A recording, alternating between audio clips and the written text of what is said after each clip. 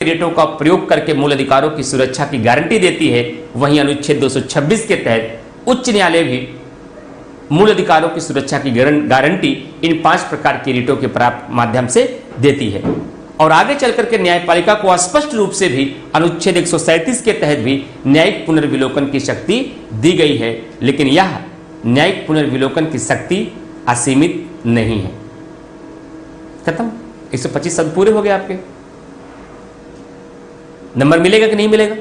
जो प्रश्न आपके सामने मैंने बताया, जो उत्तर मैंने आपको तरीका बताया, ऐसे अगर आपकी कॉपी लिख उठी तो एग्जामिनर पढ़ने के बाद खुश होगा कि नाराज हो जाएगा?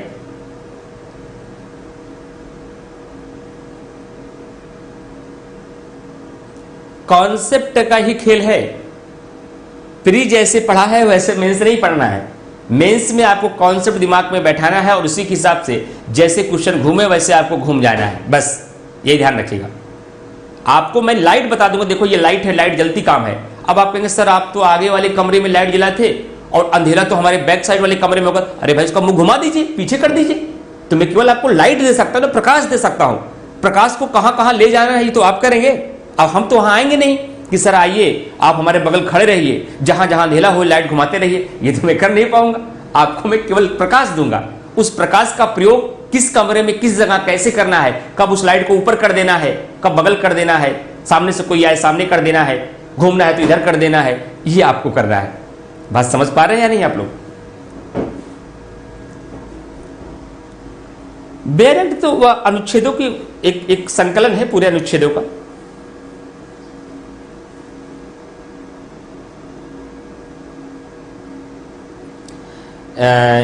नवचेतन आर्या जी ने कहा सर प्लीज क्लेरिफाई, क्या 42वां constitutional amendment 1976 null and void हो गया था क्या आफ्टर मिनर्वा मिल्स केस में? यही ठीक है, कोई बात नहीं। ये पहली बार पढ़ने पे सबके साथ समस्या आती है। भैया ने सवाल कहां से किया पता है? कल मैंने एक पॉइंट बता दिया था, अनुच्छेद 368 का विवाद। मैंने कहा 42वां संविधान संशोधन के माध्यम से अनुच्छेद 368 में अनुच्छेद 368 क्लास 4 और 5 जोड़ दिया गया, जिसमें इंदिरा जी ने लिख दिया कि संविधान संशोधन के माध्यम से किया गया कोई भी संशोधन किसी भी न्यायालय में प्रश्नगत नहीं किया जाएगा। आगे चल करके मिनर्वा मिल्स केस में 42वें संविधान संशोधन के इस प्रावधान को रद्द कर दिया गया, शून्य घोषित कर दिया गया। और उन्होंने केवल इस शब्द पर ध्यान नहीं दिया और भैया ने सवाल कर दिया हमसे कि सर क्या मिनर्वा मिल्स केस में पूरा का पूरा 42वां संविधान संशोधन समाप्त हो गया? नहीं मेरे भाई, पूरा का पूरा 42वां संविधान संशोधन नहीं समाप्त हुआ। 42वें संविधान संशोधन थोड़ा बहुत है, बहुत बड़ा है, उसे लघु संविधान कहा जाता है, मिनी कॉन्स्टिट्यूशन कहा जाता है, उसको नहीं समाप्त किया गया।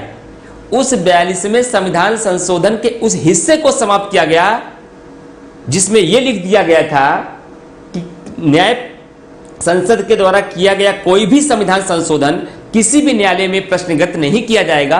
केवल इस प्रावधान को समाप्त किया गया था। अनुच्छेद 368 क्लॉज 4 और 5 को समाप्त किया गया, पूरा का पूरा 42वां संविधान संशोधन नहीं किया गया। समझ में आ गया भैया? नवचेतन आर्या कमेंट करके बताइए।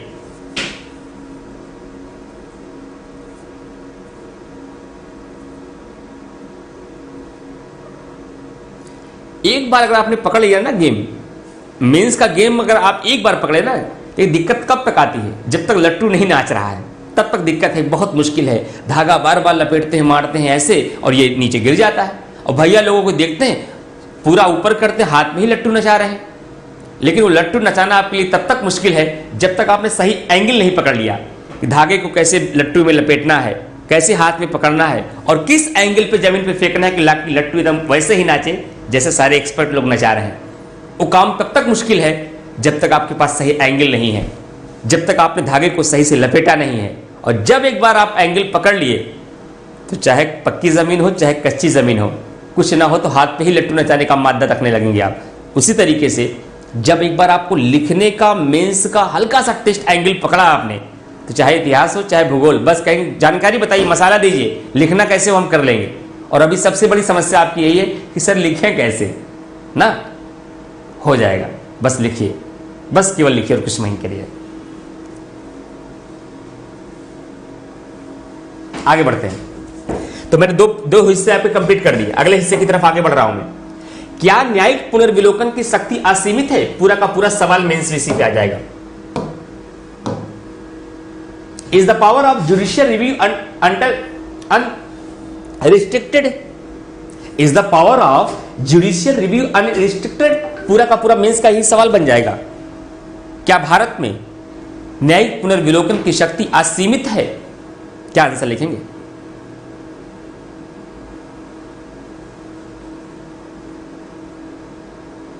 देखिए, अब इसके बीच संघर्ष हो जाए कि न्यायिक पुनर्विलोकन की सीट की जो है आपका असीमित है, तो इसको हम दो तरीके से कर सकते हैं कि क्या न्यायपालिका, इसका मतलब पहले समझिए, न्यायिक पुनर्विलोकन असीमित होने का मतलब है कि न्यायालय न्यायिक पुनर्विलोकन किसका करेगी किसका नहीं करेगी इसके लिए अपना मनमाना व्यवहार कर सकती है। किसी भी संसद के द्वारा बनाए गए कानून का वह न्यायिक पुनर्विलोकन कर सकती है या उस पर कुछ सीमाएं लगाई गई हैं। अगर सीमाएं लगाई गई हैं तो सीमित है, अगर कोई सीमाएं नहीं लगाई गई हैं तो असीमित है। संविधान में झांक के देखो, क्या किसी आर्टिकल में ऐसी व्यवस्था की गई है जिसके अंतर्गत कहा गया है देखिए सबका न्यायिक पुनर्विलोकन करिएगा लेकिन इसका नहीं? अगर ऐसा कहीं आपने देखा है इसका मतलब उसकी शक्ति सीमित है, अगर ऐसा कहीं नहीं देखा है इसका मतलब उसकी शक्ति असीमित है। लेकिन आपके बारे में उसके बारे में पता नहीं सर, इतना ही देखे होते तो यहां क्यों आते? जो नहीं देखा है तो मैं दिखाता हूं आपको। देखिए ध्यान से, अगर न्यायिक पुनर्विलोकन की बात की जाए, हमारे संविधान में 2 आर्टिकल ऐसा लिखा गया था जो बाद में समाप्त भी हुआ। अनुच्छेद 31 का, अनुच्छेद 31 खा, अनुच्छेद 31 गा, इसमें से कुछ बाद में समाप्त भी हुए और कुछ अभी भी विद्यमान है। अब ध्यान से समझिएगा इसको, ये गहरी बात है, अच्छे से समझिएगा नहीं तो फिर ऊपर से बाउंस हो जाएगा मामला। अनुच्छेद 31 का कहता है अगर संसद के द्वारा, शब्द पे ध्यान दीजिएगा, अगर संसद के द्वारा संपत्ति के अधिकार को दिलाने के लिए किसी भी व्यक्ति के पक्ष में विपक्ष की बात नहीं कर रहा हूं, संपत्ति को दिलाने के लिए, संपत्ति के अधिकार को प्रदान करने के लिए संपत्ति के पक्ष में कोई कानून बना दिया जाएगा तो उस कानून को इस आधार पर उसका न्यायिक पुनर्विलोकन नहीं होगा कि वह आर्टिकल 14 समानता के अधिकार का और आर्टिकल 19 स्वतंत्रता के अधिकार का उल्लंघन कर रहा है, उल्लंघन कर रहा है। एक कॉन्सेप्ट पकड़िएगा, कितना मजेदार आंसर इसका लिखेंगे आप, बस केवल कॉन्सेप्ट पकड़िएगा। मैंने कहा कि आर्टिकल 31 का में लिखा गया है कि अगर संसद कोई ऐसा कानून बनाती है जो संपत्ति के अधिकार के पक्ष में हो तो उस कानून की जांच न्यायपालिका इस आधार पर नहीं कर सकती ये तो आर्टिकल 14 और 19 का उल्लंघन कर रहा है और आर्टिकल 14 और 19 मूल अधिकार है और मूल अधिकारों का कोई भी उल्लंघन करने वाला कानून होगा तो हम आज संवैधानिक घोषित कर देंगे, ऐसा नहीं कह सकता। ये बात आर्टिकल 31 का में लिखी थी। और आर्टिकल 31 खा में क्या लिखा जाए, ध्यान से समझिएगा। आर्टिकल 31 खा में क्या लिखा है? आर्टिकल 31 खा में यह लिखा है कि जब कभी भी संसद या राज्य विधानमंडल के द्वारा बनाया गया कोई भी कानून 9वीं अनुसूची में डाल दिया जाएगा, 9th शेड्यूल में, 9वीं अनुसूची में डाल दिया जाएगा,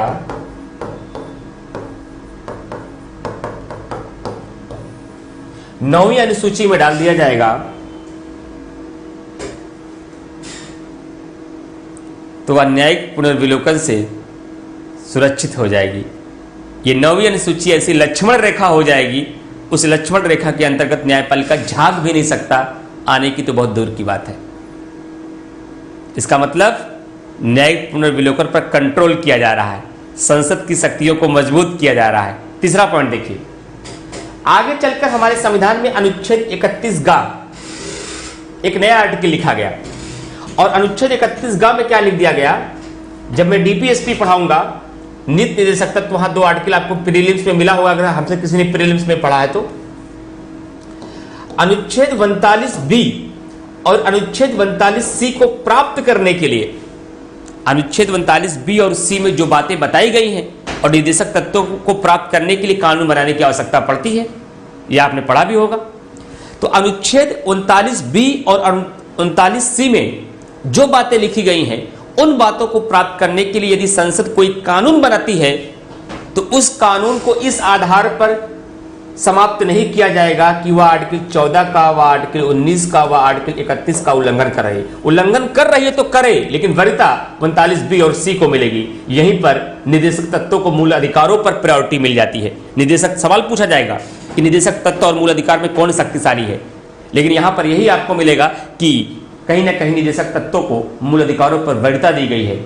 और अनुच्छेद 39-31 कहता है कि 39B और 39C में लिखी गई कोई भी बात को प्राप्त करने के लिए यदि संसद कोई कानून बनाएगा तो उस कानून को इस आधार पर शून्य घोषित नहीं किया जाएगा कि वह मूल अधिकारों में से आर्टिकल 14 का समानता के अधिकार का उल्लंघन कर रही है, आर्टिकल 19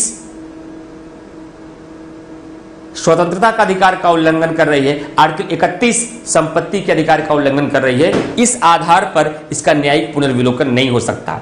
तो कुल मिलाकर इन 3 तर्कों के आधार पर हम यह कह सकते हैं कि भारत में न्यायिक पुनर्विलोकन की शक्ति असीमित नहीं है। कुछ अनुच्छेदों के माध्यम से न्यायिक पुनर्विलोकन की शक्ति पर सीमाएं लगाई गई हैं। बात एकदम साफ हो रही है। अब आगे चलते हैं, लेकिन अब दूसरी तरफ रुख घुमा देते हैं। अभी तक मैंने सारा पूरी की पूरी स्टीयरिंग संसद के पक्ष में घुमा दिया। अब देखिए हम न्यायपालिका की तरफ लेके जाते हैं। अभी तक की व्याख्या के माध्यम से हमने ये प्रूफ कर दिया कि न्यायिक पुनर्विलोकन की शक्ति सीमित है, असीमित नहीं है। लेकिन एक मुद्दा और दिखाता हूं आपको। लेकिन आगे चल करके आप देखते हैं केशवानंद भारती बनाम केरल राज्य के मामले में केशवानंद भारती बनाम केरल राज्य के मामले में आधारभूत ढांचे का सिद्धांत आता है। आधारभूत ढांचे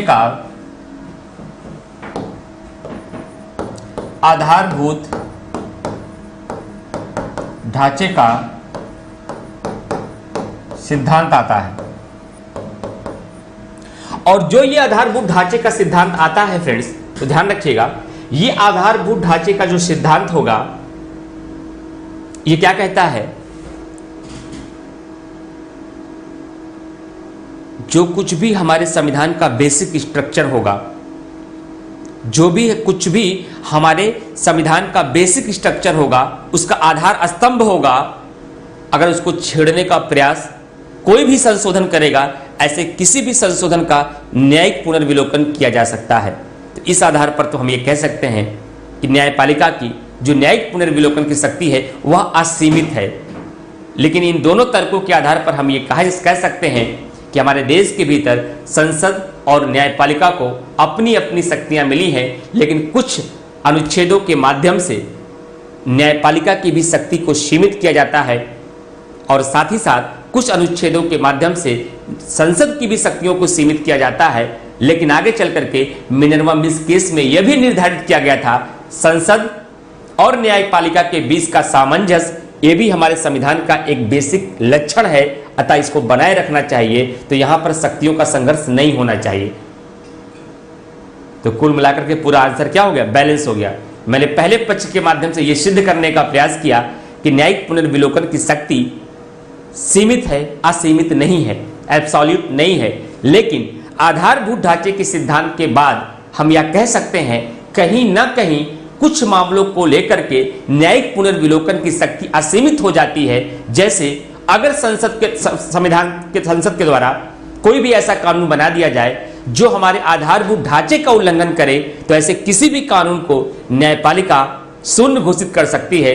इस आधार पर, इस तर्क पर, ऐसे अवसर पर न्यायपालिका की न्यायिक पुनर्विलोकन की शक्ति असीमित हो जाती है, जबकि अन्य मामलों के अंतर्गत कुछ ऐसे भी मामले हमारे संविधान में विद्यमान हैं जिसके तहत न्यायिक पुनर्विलोकन की शक्ति को कहीं ना कहीं सीमित किया गया है। अब कमेंट करके बताइए, आया कुछ समझ में आप लोगों को, जितने भी लोग क्लास में हैं मेंस के? जल्दी से कमेंट करके बताइए कि जितने मुद्दे मैंने समझाए इसमें से समझ में आया या नहीं।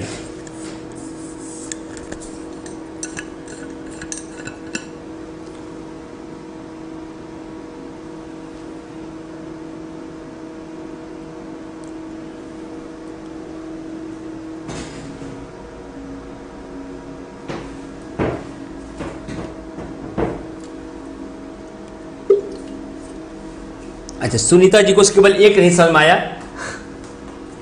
मैटर समझे या नहीं? सुनीता जी को सिर्फ एक कंफ्यूजन इसमें हुआ कि सर हमको इस बात का कंफ्यूजन है, ये भारती है या भारती, ये भारती है या नहीं होगा, ये भारती है, केशवानंद भारती, बस केवल यही कंफ्यूजन हुआ सुनीता जी, भारती की मात्रा में।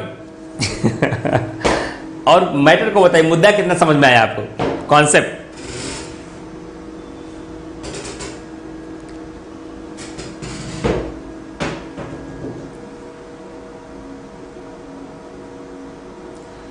हाँ, अच्छा, अमृत सिंह, इसके लिए बिल्कुल परेशान मत हो। जो आपने कहा सर 31C, एक बार और बता दीजिए, उसी को बोलते हैं 31G, इसको निर्देशक तत्वों में फिर बताया जाएगा। अब इसको दोहराव आगे होगा जब मैं DPSP पढ़ाऊंगा, जब ये आपको एक मुद्दा पढ़ाऊंगा, मूल अधिकार और निर्देशक तत्वों में कौन ज्यादा शक्तिशाली है, ये पूरा का पूरा मुद्दा फिर से आएगा।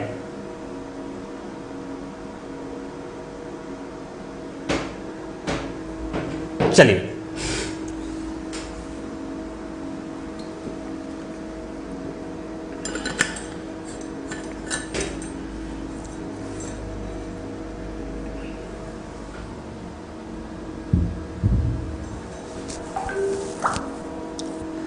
चलिए अब आगे चलते हैं नेक्स्ट पॉइंट की तरफ। अगला मुद्दा,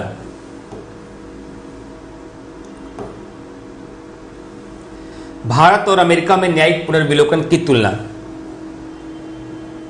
मतलब पूरा ऑपरेशन हो गया है, न्यायपालिका का 50% पॉइंट मैंने यहां क्लियर कर दिया आपका। पहले मैंने क्या बताया, जुडिशियल रिव्यू क्या है, जुडिशियल रिव्यू का स्रोत क्या है, जुडिशियल रिव्यू एब्सोल्यूट है या नहीं। अब मैं अमेरिका के साथ इसकी तुलना कर दे रहा हूं कि भारत और अमेरिका में न्यायिक पुनर्विलोकन की तुलना, कंपैरिजन बिटवीन द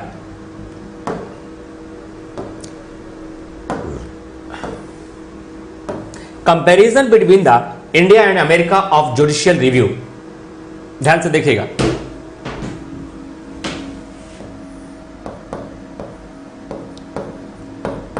अमेरिका के संविधान में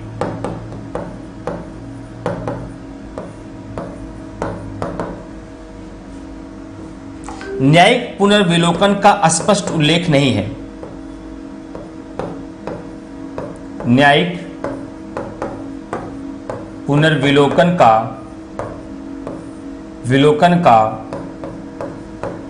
स्पष्ट उल्लेख नहीं है। न्यायिक पुनर्विलोकन का स्पष्ट उल्लेख नहीं है। अब ध्यान से देखिए,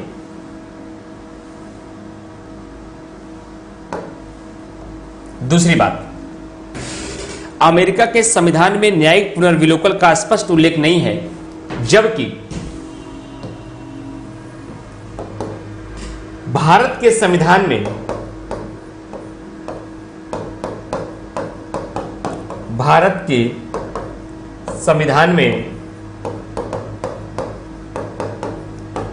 न्यायिक पुनर्विलोकन का स्पष्ट उल्लेख है।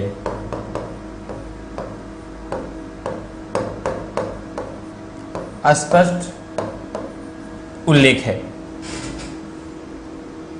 और हमने लिया है अमेरिका से ही। यह भी कमाल की बात है, अमेरिका के संविधान में न्यायिक पुनर्विलोकन का स्पष्ट उल्लेख नहीं है, जबकि भारतीय संविधान के अंतर्गत न्यायिक पुनर्विलोकन का स्पष्ट उल्लेख है। जैसे कि आपको आर्टिकल पता ही है, 13 क्लॉज 1 में भी मिल जाएगा, 13 क्लॉज 2 में भी मिल जाएगा, 32 में भी मिल जाएगा, 226 में भी मिल जाएगा, 137 में भी मिल जाएगा। बहुत सारे ऐसे आर्टिकल हैं, ये कुछ आर्टिकल की मैंने बात की है यहां पर, अब ध्यान से समझिएगा।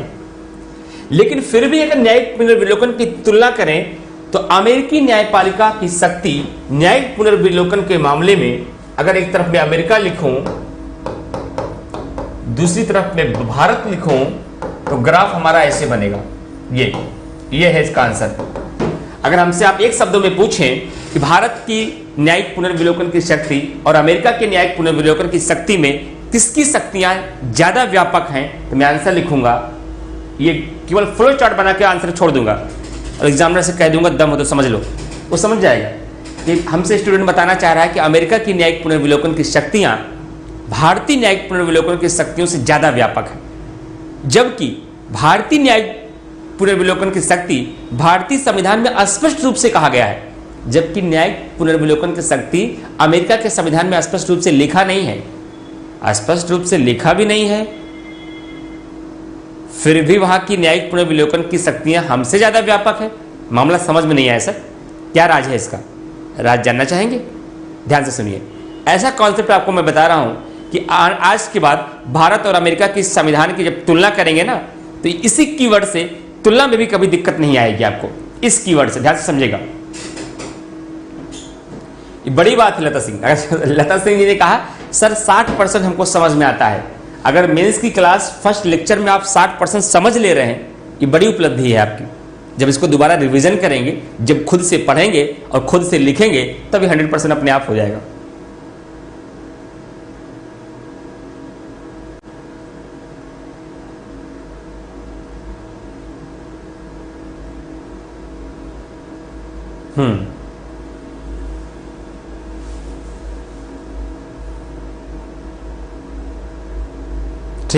ठीक है दीक्षित जी, जहां उसकी आवश्यकता पड़ेगी वो बताया जाएगा आपको।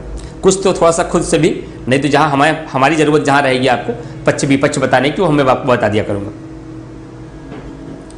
अब भारत और अमेरिका में न्यायिक पुनर्विलोकन की शक्ति की बात में मैंने आपने देखा कि भारतीय संविधान में यह स्पष्ट है, अमेरिका संविधान में स्पष्ट नहीं है। बावजूद उसके अमेरिका की न्यायिक पुनर्विलोकन की शक्ति भारत के न्यायिक पुनर्विलोकन की शक्ति से ज्यादा व्यापक है। ऐसा क्यों? क्योंकि अमेरिका के संविधान में जो संविधान लिखा गया है, वहां संविधान को विस्तृत रूप में नहीं लिखा गया है। संविधान को विस्तृत रूप में नहीं लिखा गया है, बल्कि केवल उसके सिद्धांत को बताया गया है, बल्कि इसके सिद्धांत को बताया गया है। जबकि भारत का संविधान में क्या है? भारत का संविधान पूरी दुनिया का सबसे विस्तृत संविधान है, और विस्तृत संविधान होने की वजह से भारत के संविधान में ज्यादातर बातों को अस्पष्ट कर दिया गया है। शब्द पे ध्यान दीजिए, यह है कीवर्ड, अस्पष्ट कर दिया गया है। भारतीय संविधान में बहुत कम ही ऐसी बात थी जो अस्पष्ट थी। संविधान सभा के सदस्यों ने ज्यादातर बातों को एकदम साफ कर दिया, इसका मतलब ऐसे, इसका मतलब ऐसे, ये ऐसे होगा, ये ऐसे होगा, एकदम साफ साफ लिख दिया है। जबकि अमेरिका का संविधान जब लिखा गया, तो अमेरिका के संविधान में अस्पष्टता कम थी, केवल उसके सिद्धांत को लिखा गया, कीवर्ड को लिखा गया, अब उसके बाद छोड़ दिया गया। अब इसको एक एग्जांपल देता हूं, आप खुद बता दीजिएगा। इस हेडिंग के बारे में मैंने इतना कुछ बता दिया, और अगली हेडिंग के बारे में मैं केवल इतना बताऊं। यह सिद्धांत है, यह इसकी व्यापक व्याख्या है। अगर आपको दो तरीके के टीचर पढ़ाएं, एक टीचर आकर आपके सामने ये पढ़ाकर इतनी व्याख्या करके जाएं, दूसरा टीचर आपको बता दे युक्ति वर्गीकरण का सिद्धांत भी देख लीजिएगा, यह भी हमारे संविधान में लागू है, तो किसी तीसरे व्यक्ति के पास जाएंगे, पॉलिटी की विधिवेत्ता के पास, तो आपको इसकी व्याख्या की आवश्यकता अधिक पड़ेगी या इसकी व्याख्या की आवश्यकता? आपको सर इसकी व्याख्या की आवश्यकता क्या पड़ेगी? इसमें तो ज्यादातर बात क्लियर हो ही गई है, जहां थोड़ा बहुत डाउट कभी आएगा तो पूछ लेंगे। लेकिन आपसे हम पूछे इसमें क्या जरूरत पड़ेगी, तो कहीं इसमें तो 70% बातें हमको पूछनी पड़ेगी, क्योंकि इसमें केवल सिद्धांत ही लिख दिया गया है, युक्ति वर्गीकरण का सिद्धांत, प्रिंसिपल ऑफ रीजनेबल क्लासिफिकेशन। इसका मतलब क्या समझे हम? इसके लिए क्या करना पड़ेगा? हर एक मुद्दे को लेकर के आपको चर्चा करनी पड़ेगी। ठीक उसी तरीके से भारतीय संविधान जब लिखा गया तो भारतीय संविधान की ज्यादातर बातें अस्पष्ट थी, इसलिए उसकी व्याख्या की बहुत ज्यादा आवश्यकताएं नहीं पड़ी। जबकि अमेरिका के संविधान को बहुत विस्तारित तरीके से नहीं लिया गया, बहुत छोटा संविधान है उनका। उसके अमेरिका के संविधान में केवल उसके प्रिंसिपल वाले मुद्दे को लिख दिया गया, उसके सिद्धांत को लिख दिया गया है, उस सिद्धांत के माध्यम से उसकी व्याख्या करिए आप। तो यहां पे मैंने क्या लिखा था, ये जो हेडिंग मैंने लिखा है, आप ऑनलाइन क्लास पढ़ते दो तरीके से टीचर पढ़ाते हैं आपको। एक टीचर क्या करते हैं, पूरी पीपीटी में इसका मतलब लिखा रहता है, वो आपको बता देंगे ये। तो मैं आपको पूरी हेडिंग लेकर नहीं आया, मैं प्रिंसिपल लेके आया, केवल सिद्धांत ऊपर लिख दिया और उस सिद्धांत की व्याख्या करने के लिए मैं खुद खड़ा हो गया और मैं सबकी व्याख्या करते चला जा रहा हूं। सेम उसी तरीके से जब न्यायपालिका को अमेरिका के संविधान में अस्पष्टता होने के कारण वहां व्याख्या करने की अधिक जरूरत पड़ी, और जो संविधान की व्याख्या है वही न्यायिक पुनर्विलोकन की शक्ति है। इसलिए अमेरिका के संविधान में अमेरिका के सर्वोच्च न्यायालय के पास न्यायिक पुनर्विलोकन की शक्ति अधिक है, जबकि भारतीय संविधान में अमेरिका की तुलना में न्यायिक पुनर्विलोकन की शक्ति कम है। और उसके पीछे की वजह यही है कि हमारे संविधान में ज्यादातर बातें अस्पष्ट है, इसलिए इसकी आवश्यकता नहीं पड़ती, और जब पढ़ भी जाती है तो न्यायपालिका आराम से उसकी व्याख्या कर देती है। This is the comparison of Indian and American judicial review. अब कमेंट करके बताइए जितने लोग क्लास में हैं, क्या आज आप लोग अमेरिका और भारत के न्यायिक पुनर्विलोकन की शक्ति के अंतर को समझ पाए, और भारतीय संविधान की अस्पष्टता और अमेरिकी संविधान के छोटेपन और भारतीय संविधान के बड़ेपन का कारण जान पाए या नहीं? Amita Yadav, good afternoon. लता सिंह, विश्वास दीक्षित, उत्तरा परनवार, जितने भी लोग हैं जल्दी से कमेंट करके बताइए ये पूरा मुद्दा आपको समझ में आ गया या नहीं।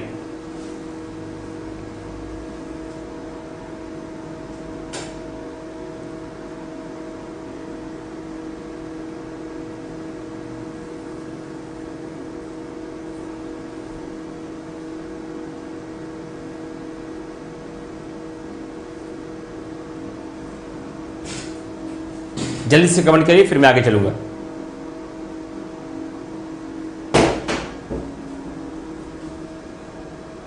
सुनीता,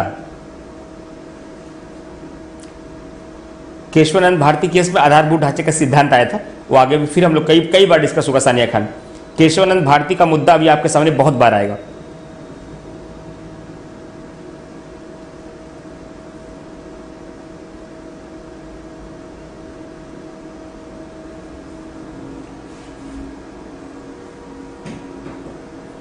जो आपको पीडीएफ मिलेगा उसमें देखिए नोट्स होगा, जरा एक बार चेक करिए आप। तो मैं देख लेता हूं, एक तुरंत बता देता हूं उस पीडीएफ में आपके पास क्वेश्चन है कि नहीं मूल अधिकार के।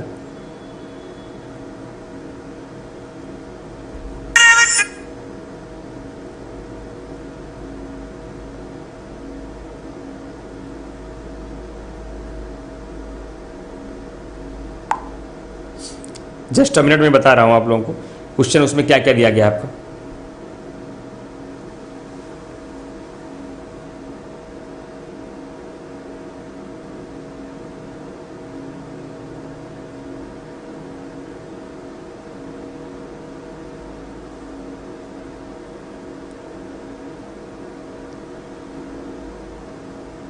मूल अधिकार,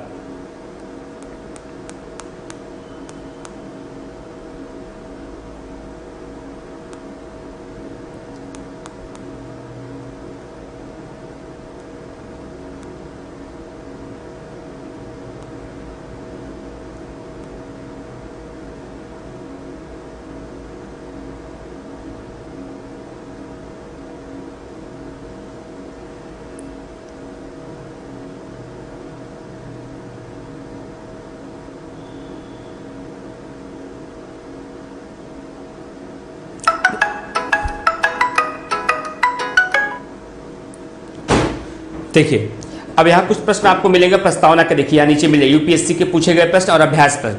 तो यूपीएससी वाले प्रश्न आप ना कर पाए बहुत तनाव मत लीजिएगा, क्योंकि आईएएस के क्वेश्चन है। आईएएस के क्वेश्चन का लेवल और पीसीएस का बहुत फर्क है, मेंस के क्वेश्चन में 50% का अंतर है।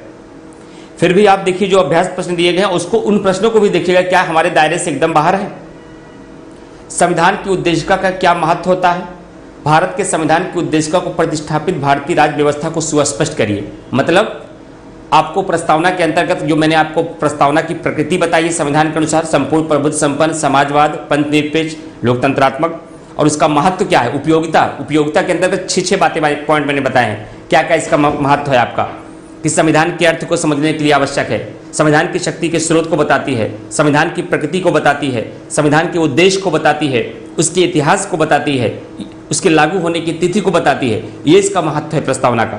प्रस्तावना के क्वेश्चन में दिखा रहा हूं आपको।